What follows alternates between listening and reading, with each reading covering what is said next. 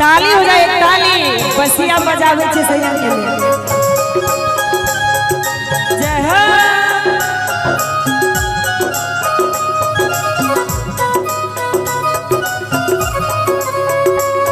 क्या बात जी।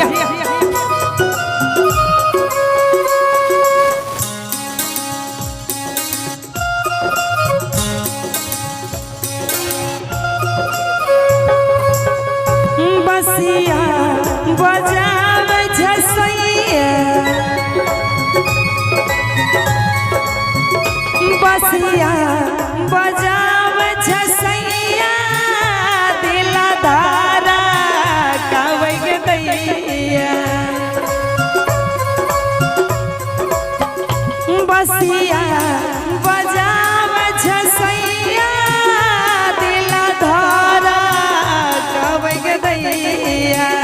हमरा बोलावे छे नदिया किनार की हमरा बोलावे छे नदिया किनार की। क्या बात जी।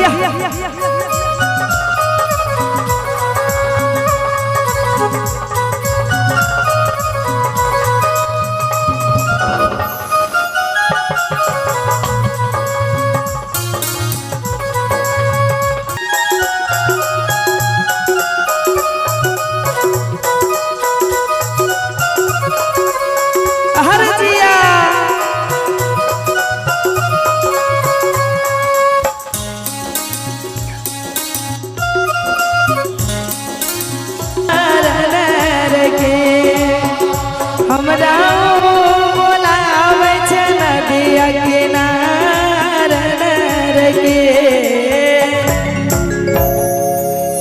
बसिया बजाबै छे सैया दिल धड़कावे के दैया। चाहब जो नीक लागल हेते त एक बेर सब केओ ताली कने बजा देबै। आओ अहिना एहि रंगमंच सँ सुंदर प्रस्तुति चलित रहते।